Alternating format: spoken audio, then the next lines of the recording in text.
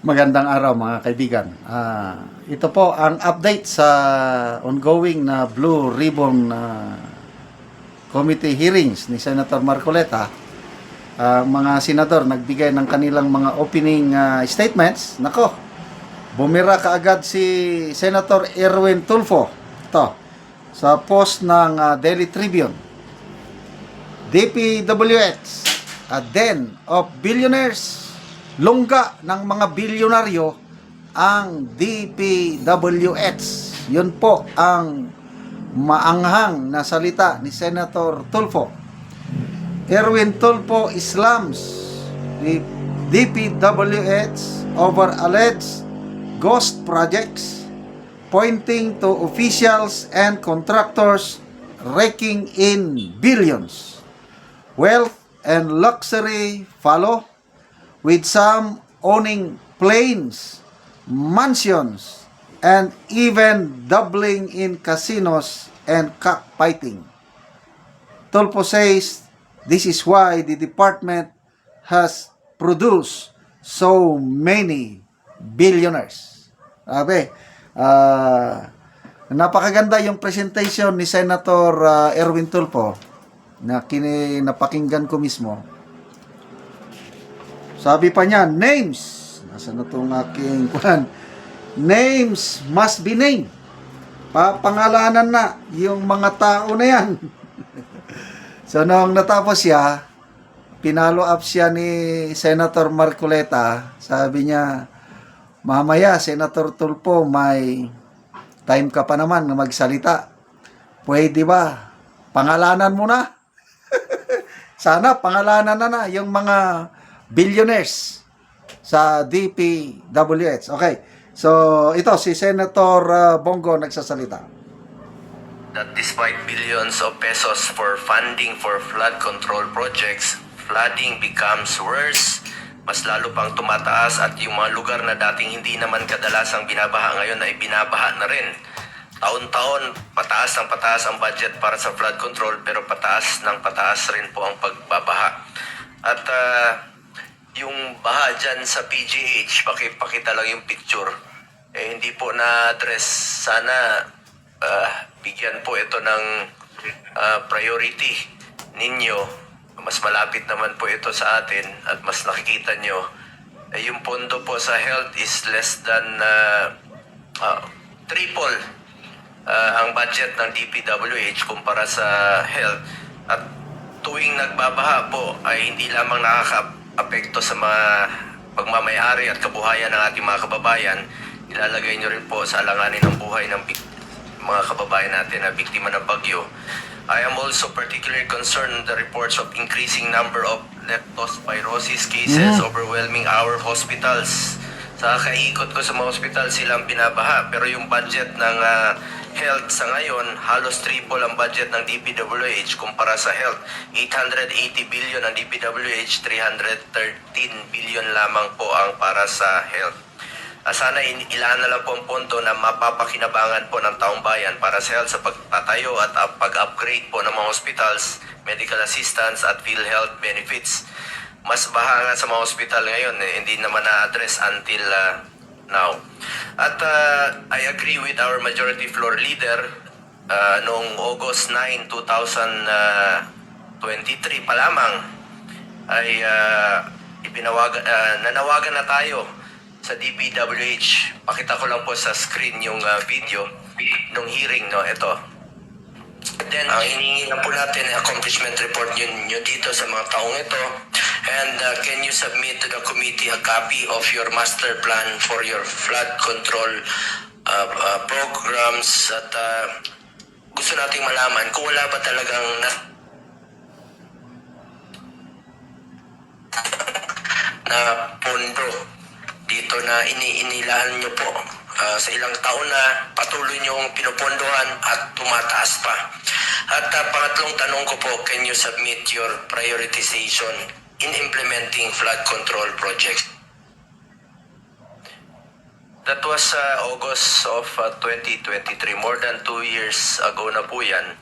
At pinaalalahanan natin kayo Dapat ilagay ang flood control sa lugar na may madalas binabaha at maproteksyonan na tao. Ang tanong natin, bakit doon nilagay sa walang tao, may flood control pero walang pinoproteksyon ng tao, walang kinokontrol na baha. Napapansin ko po sa taas na nilalagay po itong mga flood control sa walang tao at walang pinipigil na baha. Sana po inilaan na lang po ito sa mga importante pa nating mga proyekto.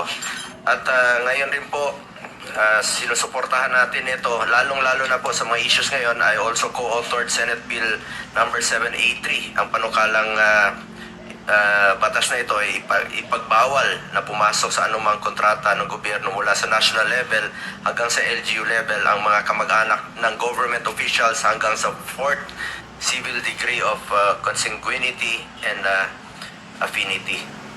To the DPWH ay dapat po ay ayusin niyo po ang inyong master plan. Matagal na po yan na hinihingi natin, pero after ilang taon nandiyan pa rin po itong mga flood control.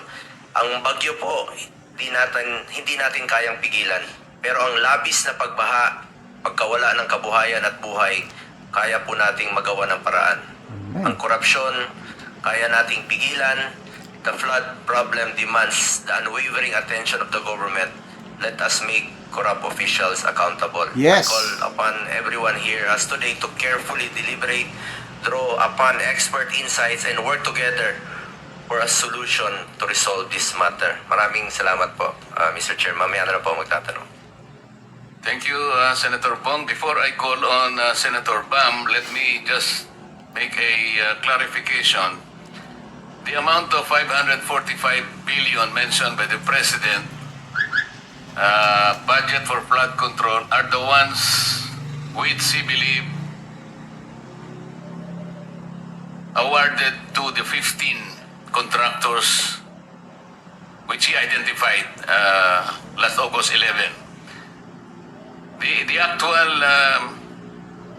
budget for flood control projects between July 2022 up to May 2025, per the report submitted by the Legislative Budget Research and Monitoring Office of the Senate, is 849 billion pesos. That having been clarified, I now call Senator Bam for his opening statement. Maraming lahat. Okay, so mamaya bigyan ko kayo ulit ng update. Salamat sa inyong pagsubaybay sa ating channel. Nakakatulong kayo ng malaki sa tribong Talandig ng Bukidnon dahil ang sweldo natin sa channel na ito pantulong sa tribo. Nagpapatanim tayo ngayon, livelihood assistance ng saging lakatan at Arabica coffee. Panoorin niyo ang video na ito.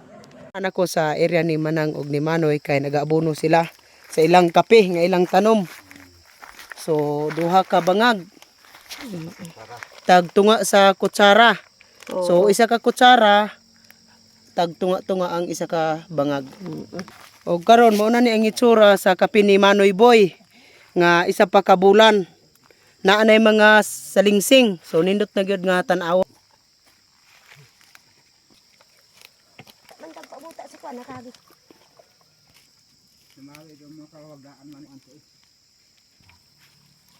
Angin mampadaan mabayaan sa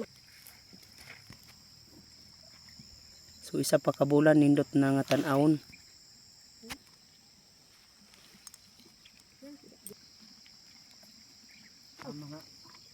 kape, di ba?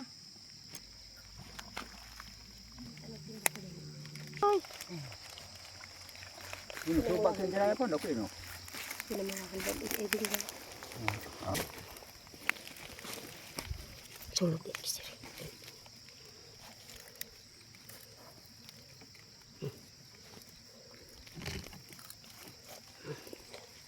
O karon human sa pag-abono nag-spray na pod si Manoy.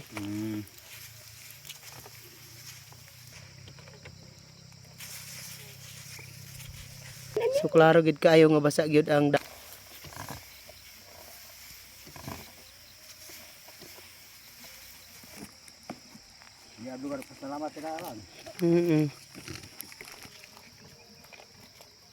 Salamat sa Ginoo na nagsuporta pod sa kuan kape nga Mm. kuan. Dugangan namo ni ngamong kape o kuan.